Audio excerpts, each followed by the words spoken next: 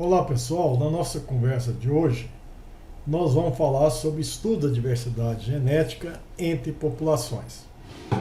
Nós já falamos sobre alguns aspectos de metodologia e hoje nós vamos ter uma conversa mais aplicada.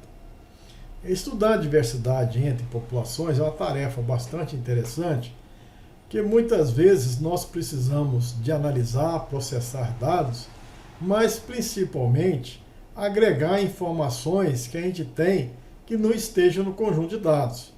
Uma história, uma posição geográfica, uma informação do que está acontecendo com a população, né? Se existe migrações, se existe possibilidade de acasalamentos, de hibridações, contaminações, etc.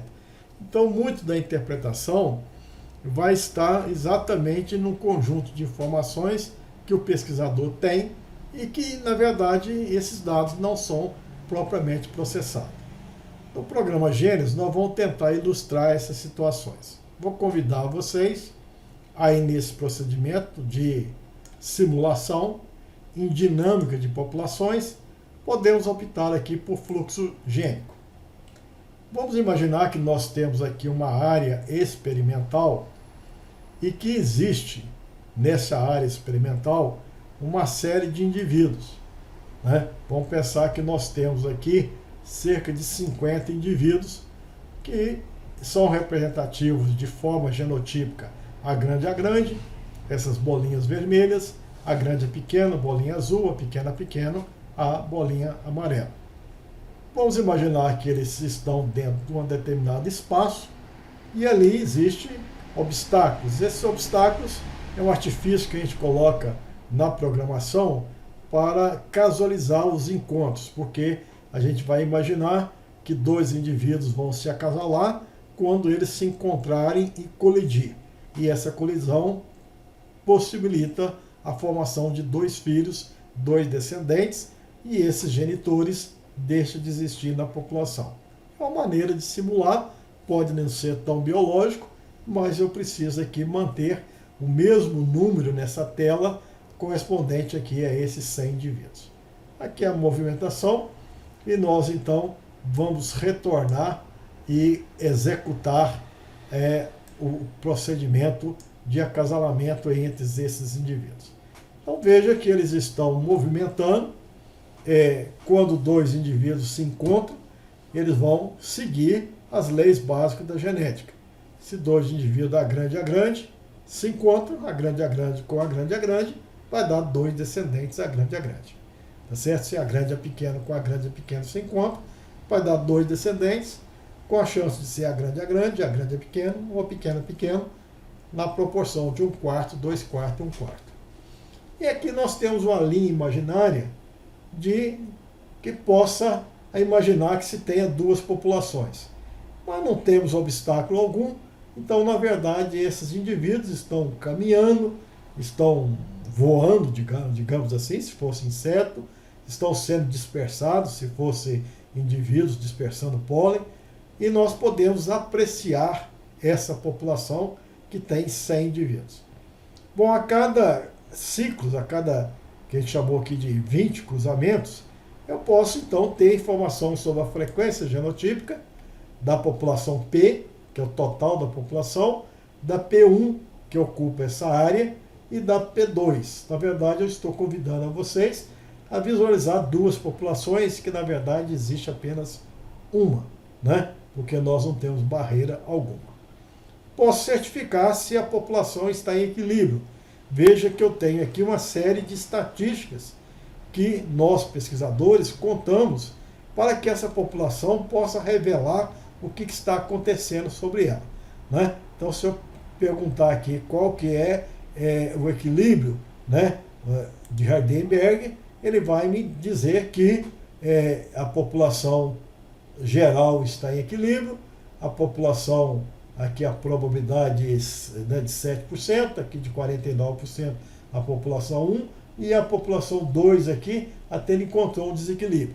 Se eu clicar novamente, né, a gente verifica que a população 1, a população 2 e a população P, que é a união da P1 e P2, estaria em equilíbrio.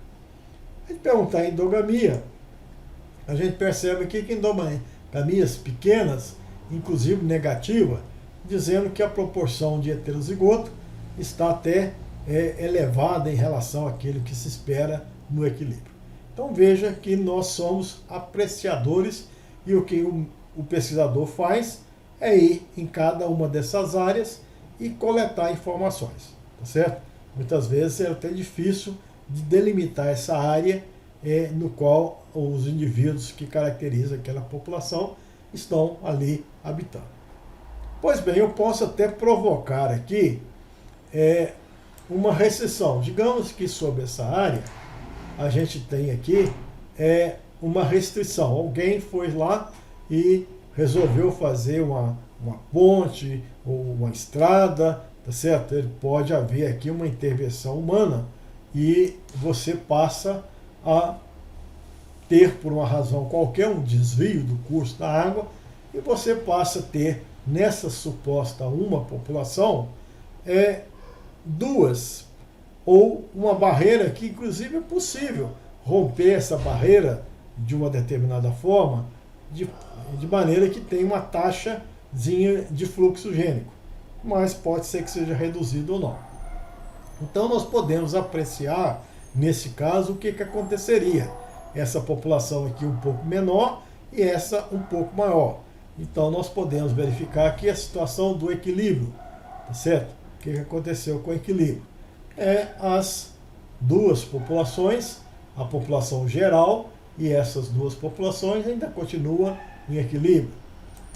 Nós podemos, inclusive, verificar aqui um efeito de endogamia. O que está acontecendo com a endogamia?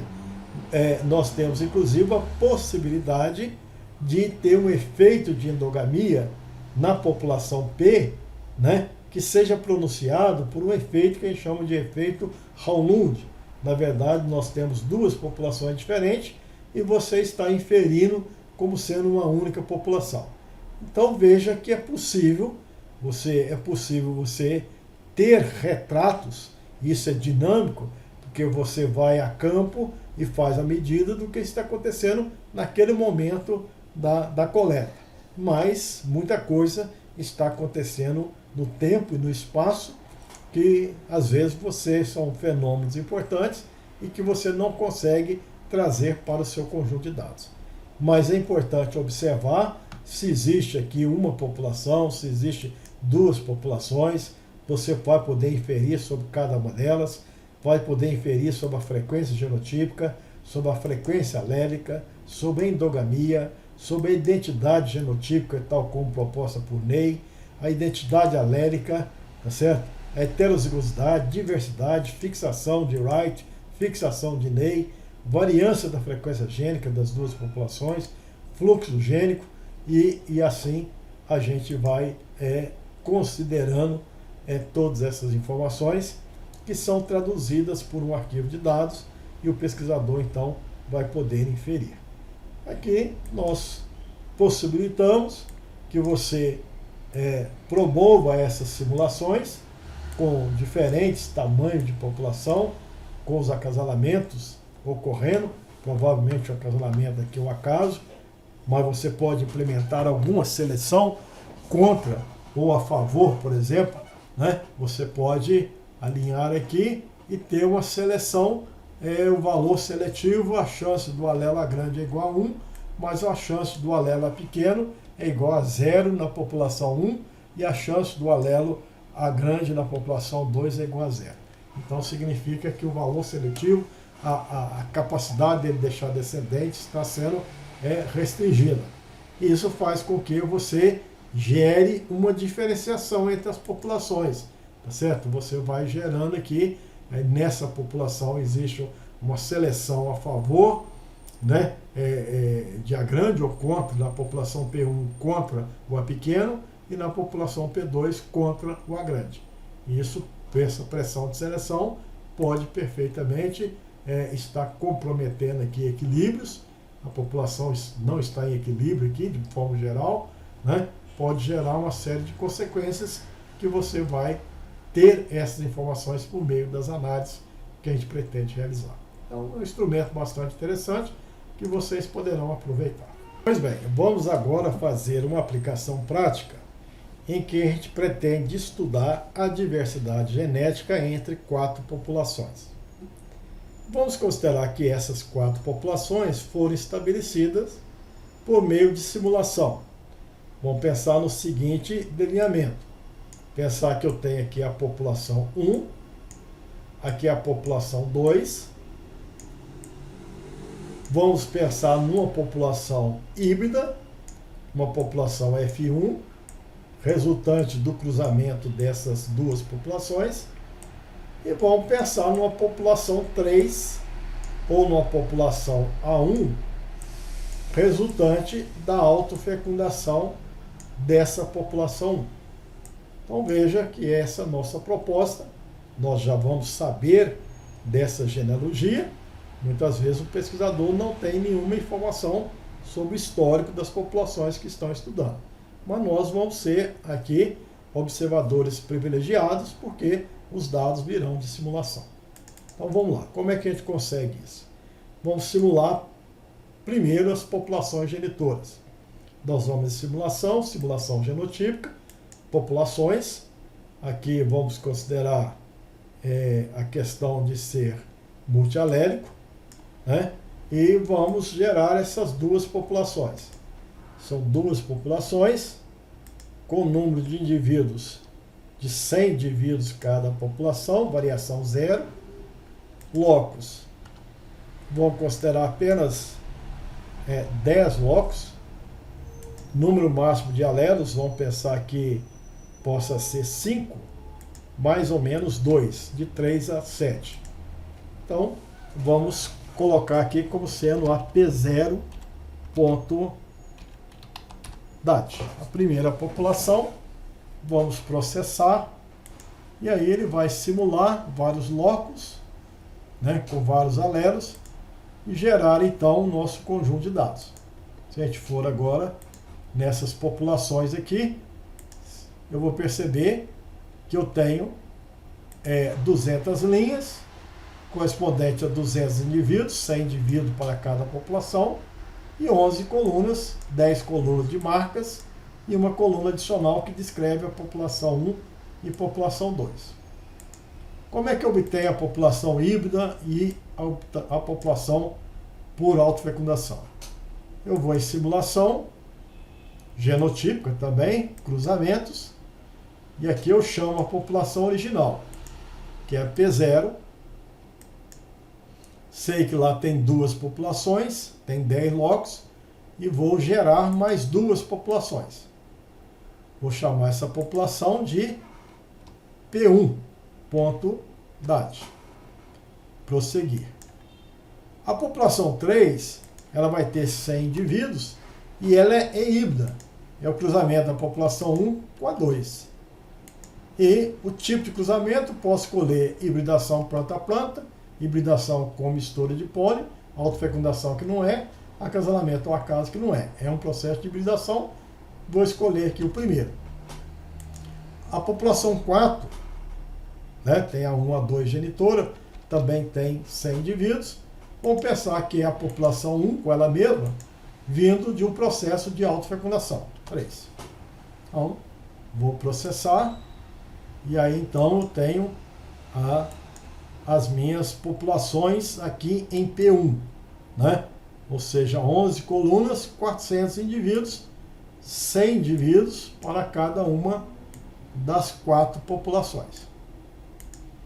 Bom, normalmente o pesquisador não tem essas informações de história, de genealogia, de ocupação geográfica, mas nós então podemos, por meio da análise de dados, revelar uma série de fenômenos.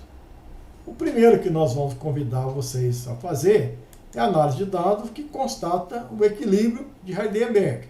Vamos questionar se essas populações estão em equilíbrio. Então nós entramos em diversidade, equilíbrio de Heidelberg, multialélico, e carregamos esses dados que estão em P1. Vou informar que lá existe 4 populações, corretíssimo, e informações de 10 marcadores. E vou questionar se a população 1, por exemplo, se ela está em equilíbrio ou não. Fazer um Q quadrado, sem correção de Yates, e verifico que de 9 análises de locos, apenas um disse que não está em equilíbrio, mas 9 vezes foi apontado sim, a população 1 está em equilíbrio. Posso certificar da população 2, né?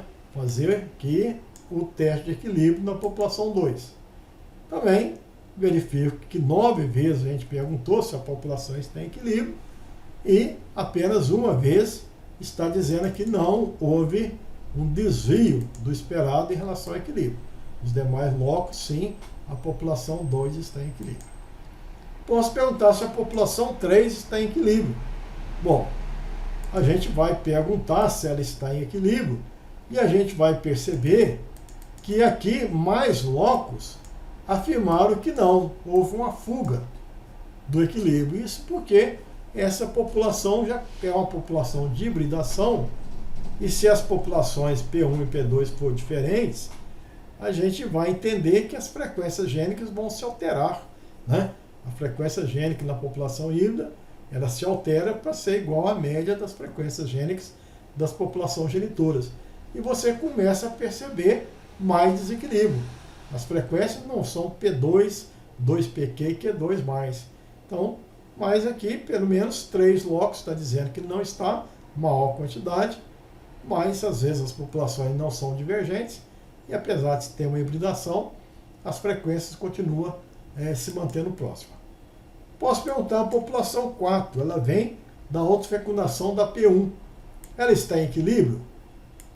Provavelmente não. Essa população, com a autofecundação, sobre ela foi implementado um processo de endogamia, né? Então ela não tem as frequências genotípicas dadas por P2 mais 2PQ mais Q2.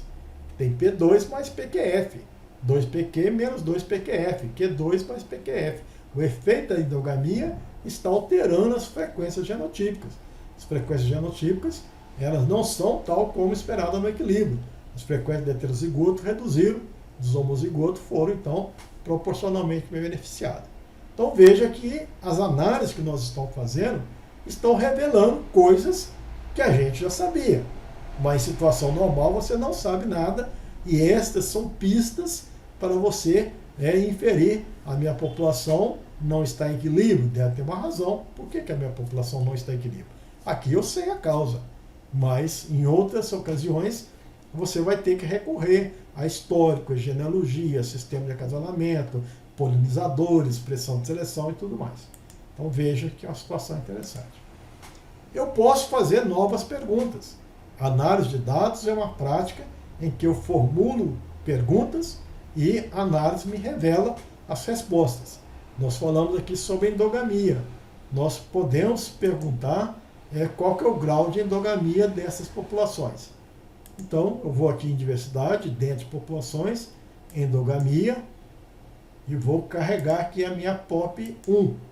Declarar os parâmetros. Tem 4 populações, 10 locos, não tem valor perdido.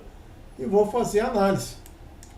Vou processar, tem uma série de informações aqui sobre endogamia, sobre pique, né? Posso visualizar nesse gráfico. Aqui a população 1. Então esse vermelho e esse aqui são as quantidades de heterozigoto, né? A esperada no equilíbrio e aquela que está sendo observada na população. Na população 1 que está em equilíbrio, esses dois valores aqui são bem próximos. A população que está em equilíbrio também são bem próximos.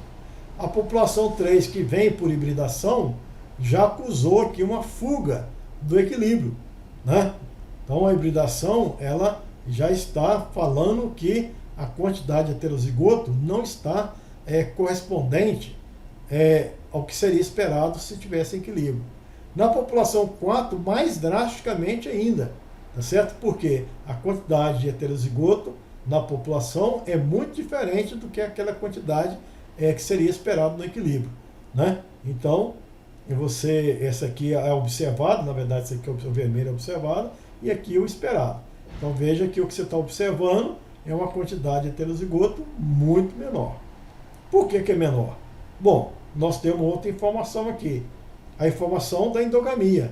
A população 1 não era endogâmica, a 2 não é endogâmica, a 3 tem endogamia negativa. Endogamia negativa, nós já falamos aqui que pode ter estimativa de endogamia negativa usando a fórmula, quando nós usamos a fórmula que relaciona a quantidade de heterozigotos.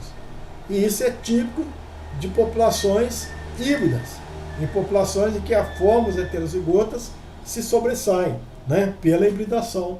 Então, é o contrário da depressão endogâmica, né, onde a autofecundação dos sistemas endogâmicos aumenta, diminui o heterozigoto. Aqui a hibridação aumenta o heterozigoto e revela esse fenômeno bastante interessante, o valor de endogamia negativa. Ao passo que a autofecundação, temos uma endogamia grande, quase próxima de 0,5. Uma autofecundação já sai da endogamia de 0 e vai próximo lá do 0,5. Em termos de pique, vai ser um questionamento sobre a variabilidade das populações em função da quantidade de alelo, dos marcadores, das frequências aléricas.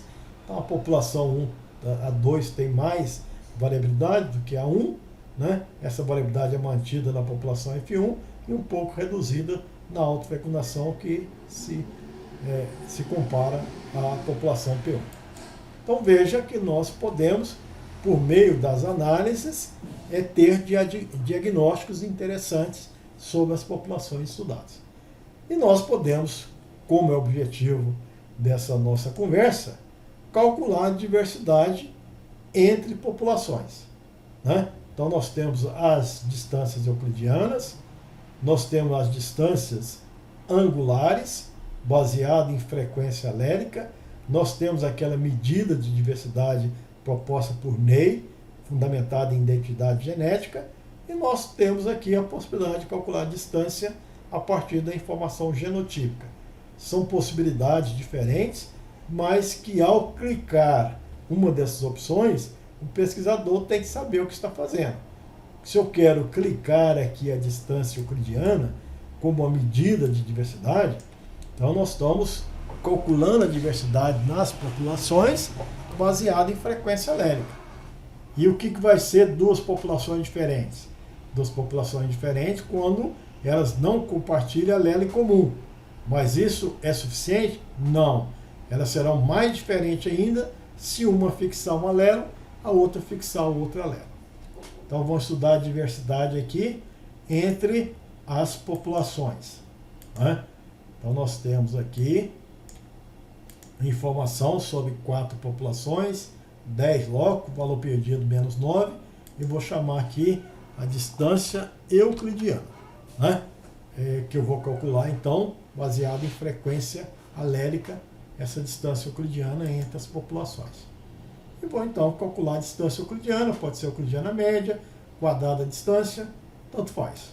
Então, calculo, processo, temos aqui uma série de informações e as minhas informações sobre distância, né? Então veja que agora nós vamos calcular as distâncias entre aqueles indivíduos.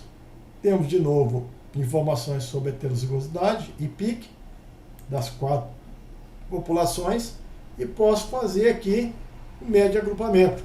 Por exemplo, né, Touché, hierárquico, posso fazer aqui método da projeção. Então vamos ver aqui o método hierárquico. Essa matriz de distância, que ele sabe que é 4 por 4, vamos fazer o método PGMA e temos aqui o dendrograma, né? Esse dendrograma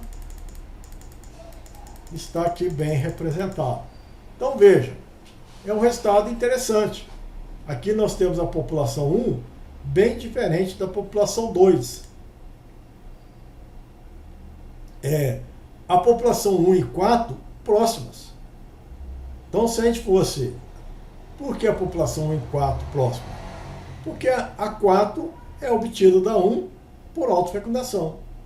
E nossa medida de distância é a medida de distância baseada em frequência alérica. Existe diferença entre a frequência alérica de uma população e a sua outra população derivada por autofecundação? Não. A autofecundação não altera a frequência alérica, altera a frequência genotípica. Por isso que elas se mantiveram similar. A população 3 ela é híbrida. mantém uma frequência gênica intermediária entre a 1 e a 2. Resultado coerente com aquilo que nós simulamos, mas é algo que a gente vai encontrar nas nossas análises de dados e a gente precisa então fazer a interpretação adequada. Se eu fosse fazer a projeção da distância, né, posso fazer aqui uma projeção 2D, da mesma forma. Eu vou representar, identificar esse ponto aqui refere-se à população 2, esse ponto aqui refere-se à população 1, que é a mais divergente em relação a 2, são as duas populações genitoras. A população 3 é a população híbrida, está intermediária. E a população 4, por ser obtida por autofecundação, em termos de frequência alélica, é bastante semelhante. Em termos de frequência genotípica, pode ser que elas tenham bastante diferença, mas em frequência alélica não. Então veja que é uma possibilidade de eu estudar a diversidade. Posso estudar a diversidade por meio dessa distância euclidiana, como posso estudar a diversidade entre populações por uma distância angular, né?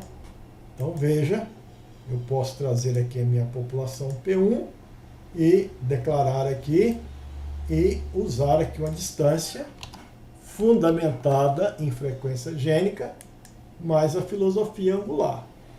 Significa que eu vou computar a semelhança pelo produto das frequências alélicas e vou dizer que duas populações serão diferentes se elas não compartilhar alelo em comum. Não tem o requisito de ser fixado como tem lá na distância euclidiana. Temos várias opções, o complemento cosseno, o comprimento da corda, tem o comprimento da corda modificado, e eu posso então calcular essa matriz angular. E aí, né, é obtido aqui, e submeter essa matriz a uma análise, por exemplo, para o método hierárquico, né, fazer o nosso dendrograma e obter resultado. Esse resultado, normalmente, nesse caso específico, apenas mudar de distância euclidiana para angular, não muda muita coisa.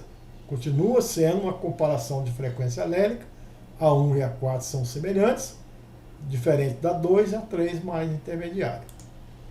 Se eu quero fazer aqui uma projeção, eu posso também fazer projeção 2D, projeção 3D, e aí tenho a população 2 aqui a população 1, a população 4 e a população 3 intermediária, um resultado bastante semelhante.